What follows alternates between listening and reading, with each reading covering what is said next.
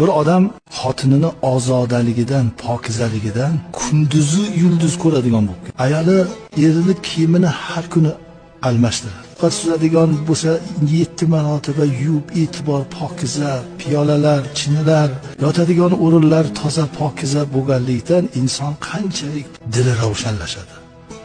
Aql ziyraklashadi. Bir kuni o'zi maqtanib qopti. Ey, qadrimni bilmaysan-da xotin. Odamlar kecha zo'rg'a ko'radigan yulduzlarni kunduzi ko'rib turibman-a. Sen har qancha shundoq ering borligidan faxrlansang bo'ladi. Bu meni xizmat. Sizga qilayotgan e'tiborim, hurmatim. Bor, bunga o'zi Xudo menga shunaqa yuqtirgan. Xudo bergan bu fazilatni. Bo'pti dedi, ayol e'tiborini saytirdi. Ovqat suzganda kasali yo yuvsa, yo yuvdi bo'lmasamda artib ovqat suzib berurdi. Kiyimlar haftada bir almashtiriladigan bo'ldi. Hali odam kunduzi ham qoqilib, ko'zi yaxshi ko'rmaydigan bo'lib, bugun eshitgan gapi ertasiga esdan chiqazadigan bo'lib g'alati bo'lib qoldi. Tan oldi.